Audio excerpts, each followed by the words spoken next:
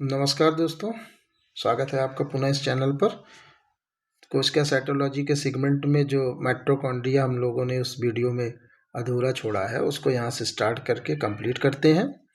यहाँ पर देखते हैं, ज़्यादा आगे बातें नहीं करनी है, सीधे कम हमने टू द पॉइंट करके एग्ज़ाम ओरिएंटेड जितनी भी स्टडी हैं करके ख़त्म करते हैं, क्योंकि बहुत सारे सब्जेक्ट होते हैं। बहुत ज़्यादा टाइम वेस्ट करने से, एक ही बात को 10 बार बताने से कोई मतलब नहीं होता। जो फैक्ट है, फैक्ट को रटिए और आगे बढ़ते जाइए। एक बार न याद हो दोबारा देखिए, दोबारा न याद हो तिबारा देखिए। फटाफट काम करते रहिए, तभी आगे बढ़ सकते हैं। ठीक है, माइटोकॉन्ड्रिया इसके साथ हम लोग स्टार्ट करते हैं। ये क्या है? यूकैरियोटिक कोशिका के कोशिका द्रव्य में पाया जाता है। सर्वप्रथम इसकी खोज किसने की? कोलिलकर ने, कभी कभी कोलिकर लिखा जाता है। 1880 में अल्टमान ने 1890 में इसे बायोप्लास्ट की संज्ञा दी। बेंडा ने 1897 में इस रचनाओं को माइटोकॉन्ड्रिया नाम दिया। तो सी बेंडा जो है बहुत इंपॉर्टेंट है।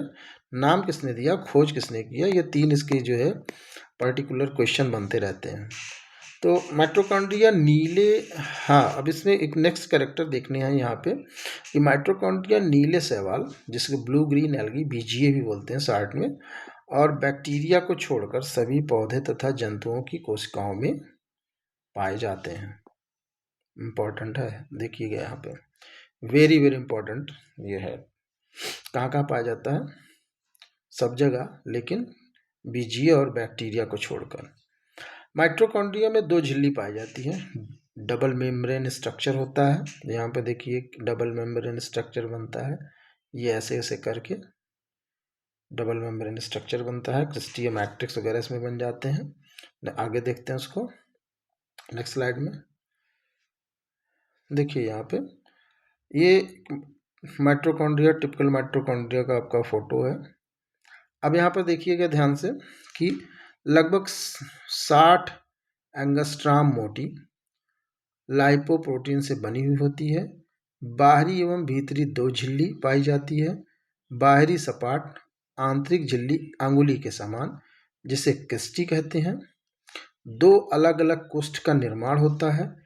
ठीक है, भीतरी झिल्ली में भरे पदार्थ को मैट्रिक्स कहते हैं। बहुत इंपॉर्टेंट है, सीधे सीधे हमको यह देखिए। ये देखो एक कोशिका है, इस कोशिका में जो ऑर्गेनल्स पाए जाते हैं उसमें से एक ऑर्गेनल्स ये है हमारा माइटोकॉन्ड्रिया, उसके बारे में हम लोग बात कर रहे हैं। ठीक है, यहाँ पर हम लोग देखते हैं मैट्रिक्स। जो मैट्रिक्स है वो मैट्रिक्स यहाँ बीच में पाया जा रहा है। इस फिगर्स में हम लोग देखते हैं कि जो मैट्रिक्स है भीतरी झिल्ली में भरे पदार्थ को मैट्रिक्स कहते हैं। यही है मैट्रिक्स, और ये पाया जा रखा है यहाँ पे अंदर।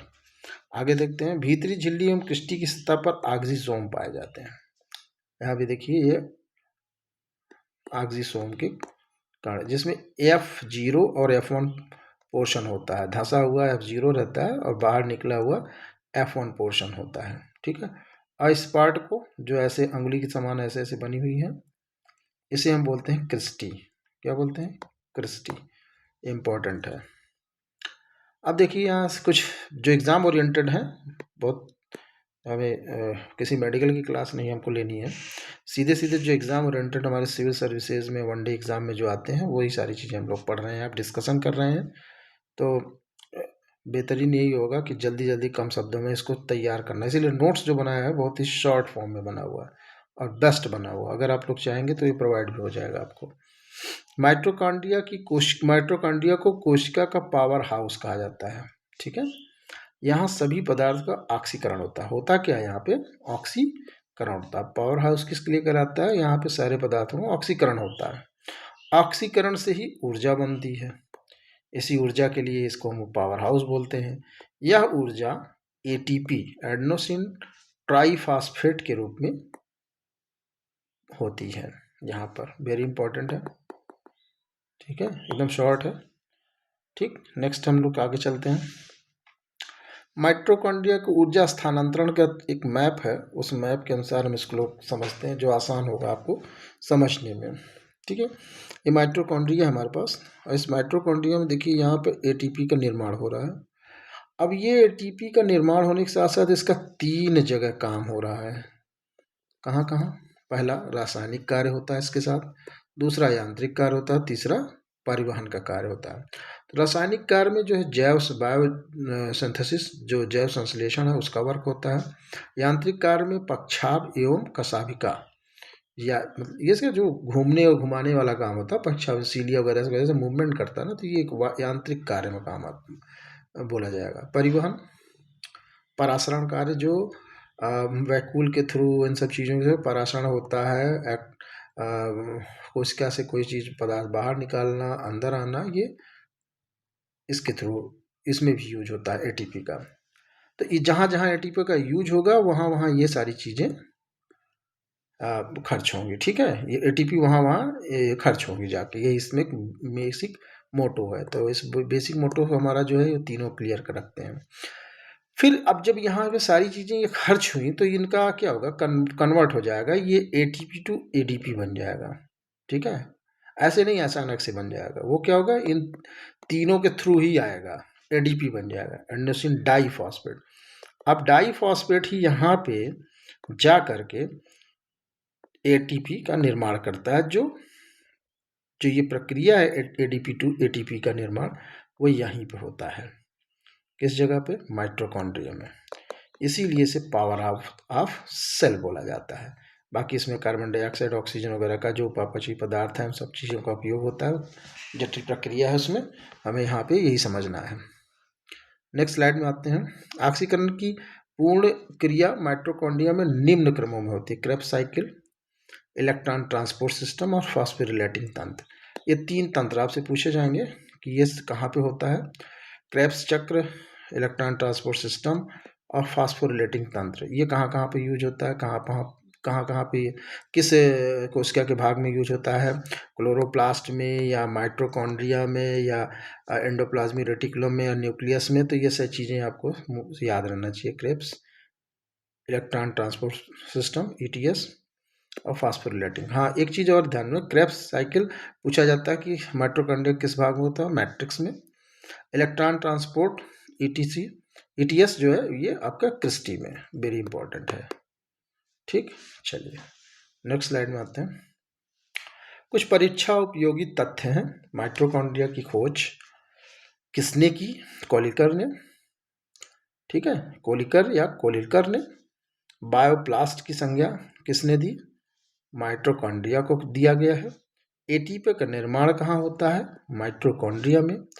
ऑक्सीसोम F1 कहाँ पाया जाता है, माइटोकॉन्ड्रिया में। माइटोकॉन्ड्रिया नहीं पाया जाता है बीजीए में तथा बैक्टीरिया में। क्रेब्स प्रक्रिया माइटोकॉन्ड्रिया में कहाँ संपन्न होती है, मैट्रिक्स में। सब एग्जाम ओरिएंटेड है, परीक्षा उपयोगी तथ्य हैं, इंपॉर्टेंट। ठीक है, एक दो बार इसको देखिए, स्क्रीनशॉट लीजिए। नेक्स्ट, इस पे कुछ क्वेश्चन बन रहे हैं जिसको हम लोग बनाते हैं, देखते हैं क्या हम लोग इसको कर पाएंगे कि नहीं। माइटोकॉन्ड्रिया पाया जाता है कहाँ, सभी यूकेरियोटिक कोशिकाओं में। माइटोकॉन्ड्रिया शब्द किसने बनाया था, बेंडा ने। किस कोशिकांग के स्वयं डीएनए और राइबोसोम होते हैं, या सूत्रकणिका या माइटोकॉन्ड्रिया में। जीवाणु कोशिका में माइटोकॉन्ड्रिया की संख्या अनेक होते हैं। ठीक है, जीवाणु कोशिका में नहीं पाई जाती है क्या, जो बैक्टीरिया सेल बोल रहा है। ठीक है, सूत्रकणिकाएं नहीं पाई जाती हैं। कोशिकाओं में चयापचय की क्रिया कहाँ होती है, माइटोकॉन्ड्रिया में। वह कोशिका अंग जिसमें श्वसन और ऊर्जा उत्पादन से जैसी जैव रासायनिक प्रक्रिया होती है क्या कहलाएगी, माइटोकॉन्ड्रिया। निम्नलिखित में कौन सी कोशिका अंग कोश की श्वसन के लिए उत्तरदायी है, सूत्रकणिका या माइटोकॉन्ड्रिया। ठीक है, इतना आपको समझ में आ गया होगा। आगे चलते हैं, इसमें कुछ और क्वेश्चन कंप्लीट करते हैं। निम्नलिखित में से किसको कोशिका का पावर हाउस कहा जाता है, पावर हाउस अभी आप लोगों ने पढ़ा हुआ, सूत्रकणिका या माइटोकॉन्ड्रिया। देख रहे हैं सारे एग्जाम में, यहाँ देखिए एमटीएस, सीपीओ, सीजीएल, यूपीआरओ सब में देख रहे हो, मेंस में सारे क्वेश्चंस पूछे जा रहे हैं। एमपीपी सेस्प्री, ये सारी चीजें मैंने जो है जहाँ जहाँ पूछा गया वो बता दिया आपको। कोशिका की ऊर्जा के रूप में किसे जाना जाता है, देखिए बहुत इंपॉर्टेंट है, एटीपी। ठीक है, अभी हम लोग बताए थे, हमें लगता है जितना बताया था माइटोकॉन्ड्रिया से आने वाले सारे क्वेश्चन क्लियर हो जा रहे हैं। निम्नलिखित में किस कोशिका में पार्विक अम्ल टूटकर कार्बन डाइऑक्साइड तथा ऊर्जा में परिवर्तित हो जाते हैं, वही माइटोकॉन्ड्रिया में। ससीम केंद्र की कोशिका निम्नलिखित में कौन सी कोशिका अंगक जीवाणुविक कोशिका के पार्श्व परिग्रहण द्वारा प्रक्रिया के दौरान प्राप्त होता है? पार्श्व परिग्रहण, ठीक है, पैसिव एक्टिव ऑर्गेनिक मैटर है माइटोकॉन्ड्रिया ट्रांसपोर्ट का, ठीक है। निम्नलिखित में किस कोशिकांग में यूकैरियोटिक कोशिकाओं के भीतर प्रोकैरियोटिक कोशिका पाया जाता है? बहुत इंपॉर्टेंट है माइटोकॉन्ड्रिया। ये रिसर्चुअल क्वेश्चन है, बहुत ज़्यादा रिसर्चुअल क्वेश्चन है। प्रोकैरियोटिक कोशिकाओं के भीतर यूकैरियोटिक कोशिका, देखो होता क्या है कि इसकी जो ओरिजिन ऑफ सेल है बताया जाता है। एक छोटा सा बात बता दे रहे हैं आपको, जैसे यहाँ पे डिस्कशन करने लायक नहीं है, क्वेश्चन थोड़ा हाई लेवल का है, रिसर्च लेवल का। तो इसमें होता क्या था कि जब ओरिजिन ऑफ स्पीशीज में हो रहा था, तो मान लीजिए कोई कोशिका है जो लोकोमोट कर रही है स्यूडोपोडिया के थ्रू, और यहीं पर एक ऐसी ऑटोनॉमस बॉडी है जो माइटोकॉन्ड्रिया की तरह जो अपना फूड खुद बना सकती है, ये केवल दूसरे पर निर्भर है। तो अचानक से इसको इसने इनगल्फ किया। तो ये इनगल्फ करने के बाद क्या हुआ, ये धीरे धीरे ये कोशिका इसी में सर्वाइव करने लगी। सर्वाइव करने लगी क्योंकि ये कुछ ना कुछ प्रोवाइड कर रहा है। ये दोनों का एक सिम्बियोसिस कॉम्युनिज्म टाइप का मैटर बन गया। अब मैटर बनने से क्या हो कि एक जो प्रिमिटिव मतलब इन फ्यूचर जो कोशिका बनी यूकैरियोटिक लेवल में, तो उसके अंदर एक बॉडी चाहिए थी जो ऊर्जा का निर्माण स्वयं कर सके। तो वही ये कंडीशन होता। तो फिर ये जो माइटोकॉन्ड्रिया इसके अंदर सर्वाइव करने लगी। तो इसीलिए हुआ क्या कि जो मॉडर्न एज की जो कोशिकाएं हैं, उन्नत सेल जिसको बोलेंगे, प्रिमिटिव कोशिकाओं के बाद, बैक्टीरिया कोशिकाओं के बाद, तो जो प्रिमिटिव सेल हुई वो डेवलप्ड हो गई। इसी तरीके एक बहुत बड़ा डेवलपमेंट चैप्टर इसके ऊपर होता है, बहुत ही लंबी कहानी है, प्रक्रिया इसमें।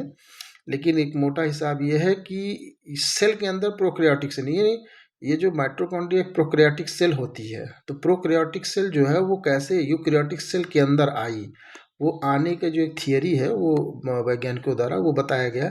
इसीलिए ये इम्पॉर्टेंट हो जाता है कि प्रोकैरियोटिक कोशिकाओं के बीच यूकैरियोटिक कोशिका के भीतर प्रोकैरियोटिक कोशिका कौन सी कहलाती है? माइटोकॉन्ड्रिया। यही एक शब्द इम्पॉर्टेंट है, इसको बस दिमाग में फीड कर लीजिए, ठीक है। माइटोकॉन्ड्रिया एक प्रकार का प्रोकैरियोटिक सेल है जो पाया जाता है यूकैरियोटिक सेल में। निम्नलिखित में कौन सी कोशिका अंगक वनस्पति तथा पशु कोशिका में दोनों उपस्थित रहती है? ठीक है, माइटोकॉन्ड्रिया बहुत इंपॉर्टेंट है। नेक्स्ट 2-4 क्वेश्चन और देख लेते हैं। निम्नलिखित में कौन सी कोशिकांग केवल पादप कोशिका में स्थित होती है? ठीक है, पादप कोशिका में कौन सी होगी?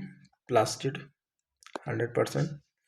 प्रकाश संश्लेषण वनस्पति कोशिका में स्थित होता है क्लोरोप्लास्ट, ठीक है। ये क्लोरोप्लास्ट से संबंधित क्वेश्चन है, माइटोकॉन्ड्रिया से नहीं है, लेकिन इसी बहाने इसको भी कंप्लीट कर लेते हैं।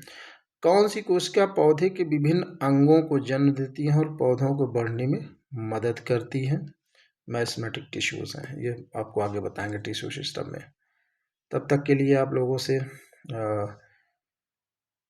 एक रिक्वेस्ट की, आप इसको सब्सक्राइब, शेयर और लाइक, कमेंट भी करिए, ताकि चैनल को ग्रोथ होने में, जो कि ग्रोथ हो रहा है, और भी अच्छे से इसका ग्रोथ हो। इसके लिए आप लोगों से अपेक्षा जो है हम करते हैं। तो हो सकता है आप लोग ध्यान दें। धन्यवाद।